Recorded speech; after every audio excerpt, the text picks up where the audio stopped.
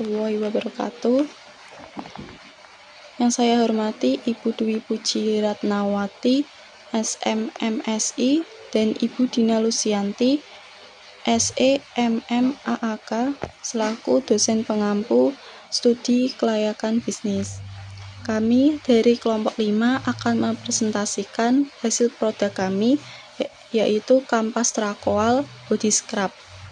Sebelumnya, perkenalkan anggota kelompok kami, yaitu yang pertama ada Manunal Ahna dengan NIM 2022-11086, Aulia Fitri Maharani 2022-11107, dan yang ketiga yaitu ada saya sendiri, Rida Suci Kurniawati dengan NIM 2022-11162, dan yang terakhir yaitu ada Rizky Jaya Samudra dengan NIM 2022-11472. Yang pertama ada aspek pasar dan pemasaran yang terdiri dari pasar saat ini, pasar yang akan datang, estimasi pasar, analisis STP, dan bauran pemasaran.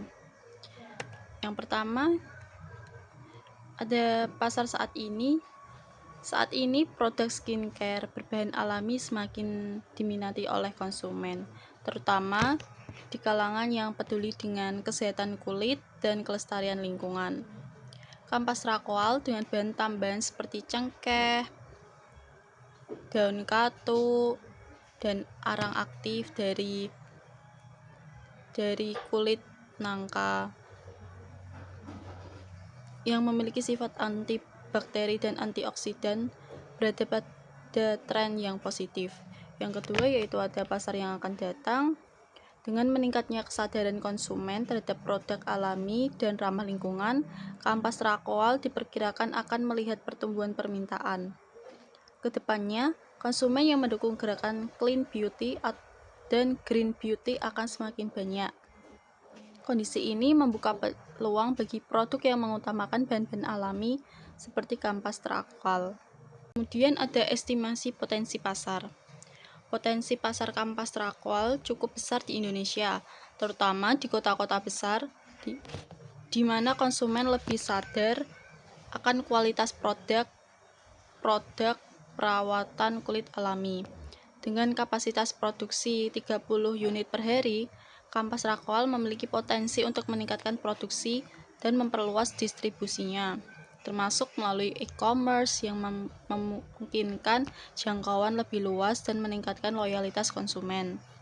Dengan promosi digital yang tepat, kampas trakoal berpotensi menjangkau konsumen yang lebih luas, termasuk ekspansi di pasar internasional, terutama di negara-negara yang memiliki minat tinggi terhadap produk yang berbasis skincare bahan alami. Selanjutnya ada STP. Yang pertama yaitu ada segmentasi, terbagi menjadi demografi, geografi, psikografi, perilaku, dan individu. Yang demografi itu target pasar utama adalah perempuan berusia 18-45 karena mayoritas kelompok ini kecenderungan dengan perawatan dan kesehatan kulit mereka. Sedangkan geografi, pasar potensial mencakup wilayah perkotaan di Indonesia yang memiliki akses lebih mudah ke produk skincare serta kesadaran lebih tinggi terhadap produk yang ramah lingkungan. Kemudian ada psikografi. Produk ini akan menarik perhatian konsumen yang memiliki healthy lifestyle, terutama tentang pentingnya produk ramah lingkungan yang akan mereka gunakan. Dan yang ada perilaku. Kampas trakoal menargetkan konsumen yang sudah terbiasa menggunakan lulur atau body scrub sebagai bagian rutinitas perawatan kulit, terutama mereka yang menghargai produk berbahan alami. Dan yang terakhir yaitu ada individu. Selanjutnya ada targeting.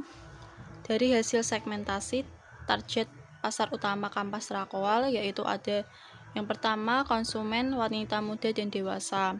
Yang kedua ada pencinta produk organik dan ramah lingkungan. Dan yang terakhir pengguna skincare alami. Kemudian ada bauran pemasaran yang terdiri dari product, price, place, dan promotion. Selanjutnya yaitu ada positioning. Kampas Terakwal memiliki tagline cantik alami, ramah bumi. Tagline tersebut mengandung Kampas Terakwal sebagai lulur berbahan alami dan ramah lingkungan yang menggabungkan kesehatan kulit dengan prinsip keberlanjutan.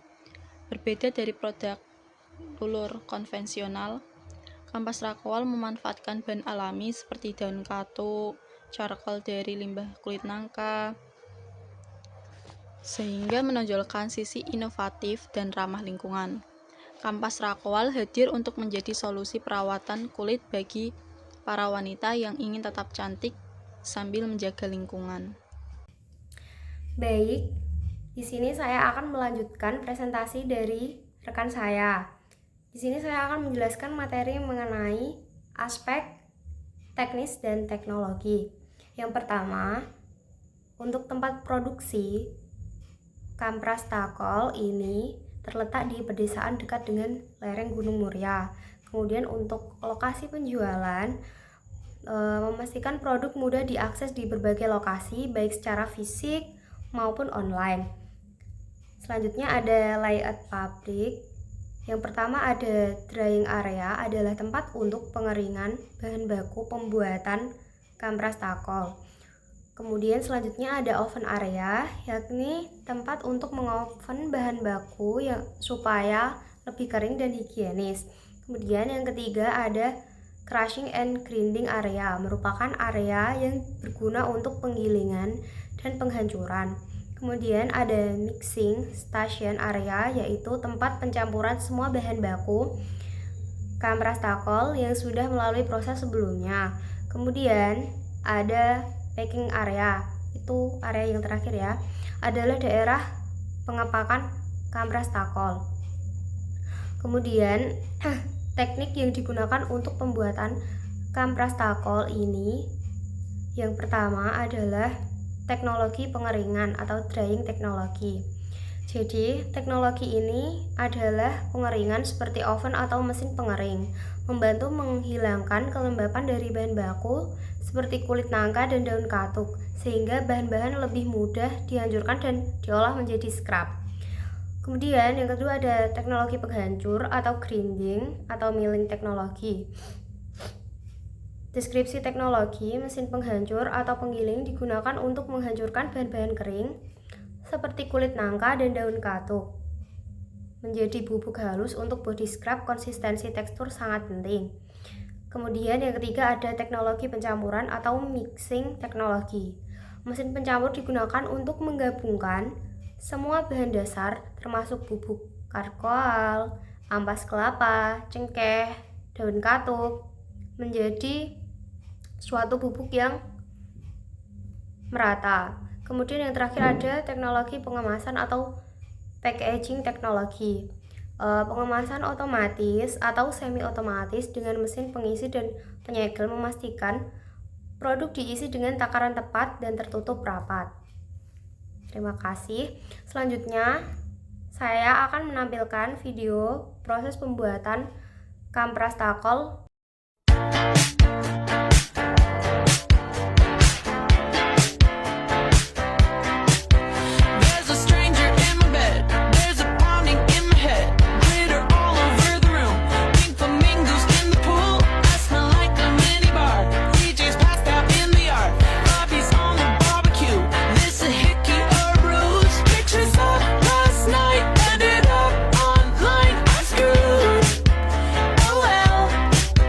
It's a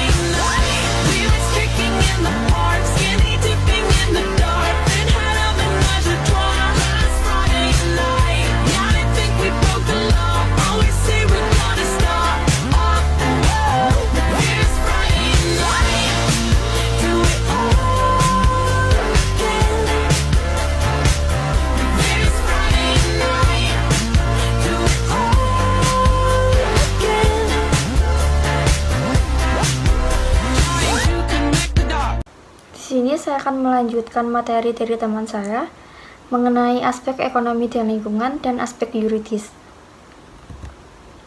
Yang pertama, manfaat ekonomi, sosial, dan budaya.